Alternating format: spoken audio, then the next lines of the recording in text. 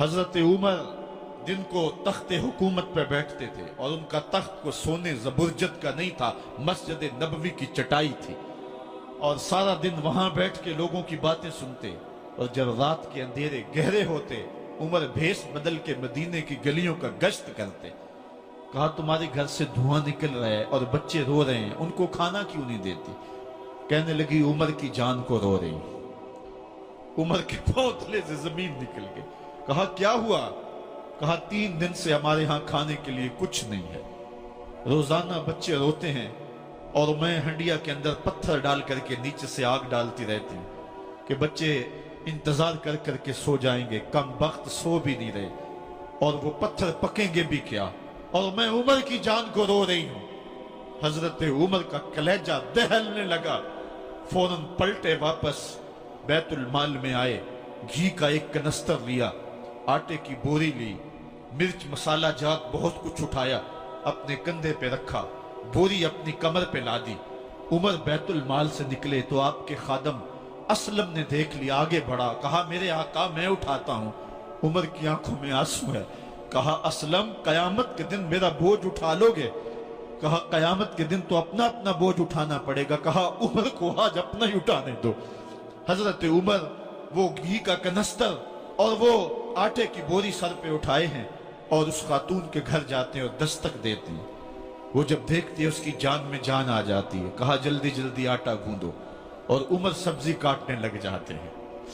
हजरत उमर रज़ी अल्लाह ताला अन्हो सब्जी तैयार कर देते, उधर आटा गुंद जाता है और फिर ऊपर चूल्हा रखा जाता है, चूल्हे के अंदर आग रखी जाती है, वो खाना पकाने लगती है, आग बुझती है। तारीख ने लिखा है आग बुझने लगती है, उमर झुक करके फूंके मारता है, उमर झुक झुक के फूंके मारता है। खाना पक गया और बच्चों के सामने खाना रख दिया, बच्चे खा रहे हैं।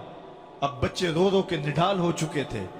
हजरत उमर अपने हाथों को और अपने घुटनों को और अपने पांव को जमीन पे लगा के, जिस तरह बकरी का बच्चा चलता है वेड़े के अंदर, कभी इधर चलते हैं कभी इधर चलते हैं, ताकि बच्चे मुझे देख के खुश हों और दिल में कहते उमर जितना रुलाया है अब इतना हंसाना भी पड़ेगा।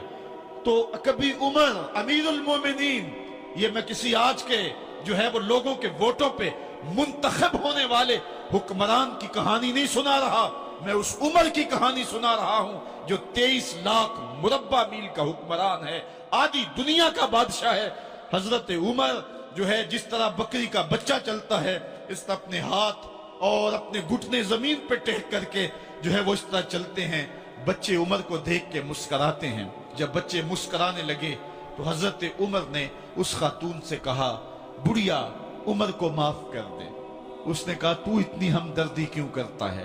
कहा उमर बेचारा बड़ा फंसा हुआ है, फिक्र है उसको यरमूक को, फुस्तात हुलवान की, जब फतह है मिस्र तो तैयारी है ईरान की, आते जाते वफद से मुलाकात भी करता होगा और शब को मालूम हालात भी करता होगा, कांटों में उलझी हुई बेचारे की जान है, नींद उसको भी आती है, आखिर वो इंसान है, मेरी बहन उमर को माफ कर दे।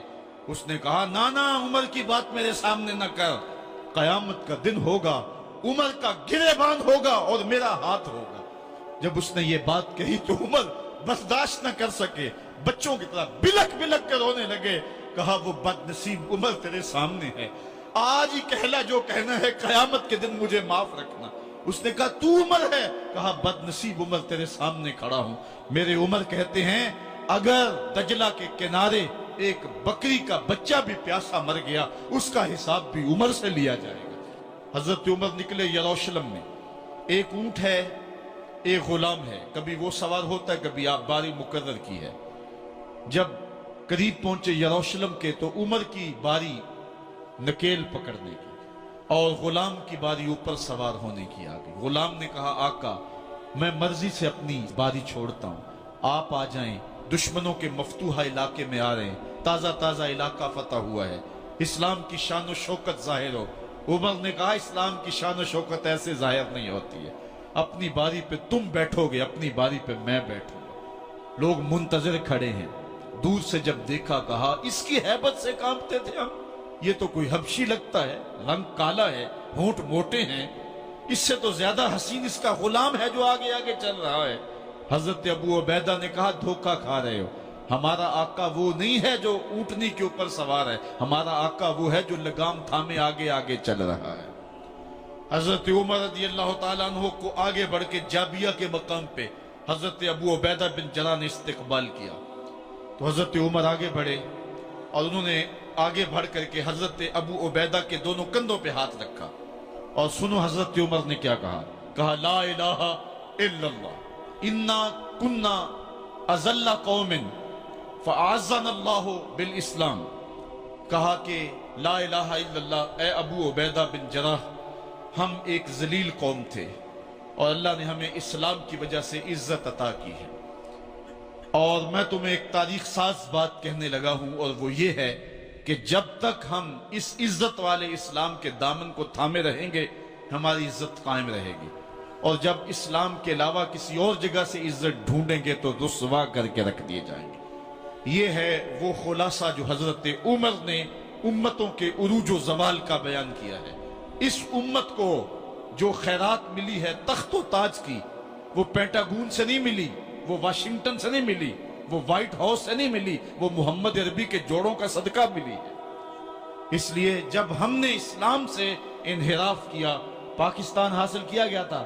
پاکستان کا مطلب کیا؟ لا الہ الا اللہ۔ ہم نے اس نعرے کو چھوڑ دیا ہوا ہے، ہم نے انحراف کر دیا ہے۔ آج ہماری نظریں مغرب کی طرف لگی ہے کہ تخت و تاج اس سے نصیب ہوتے ہیں، اور دنیا کے اوپر ہم رسوا ہو کے رہ گئے۔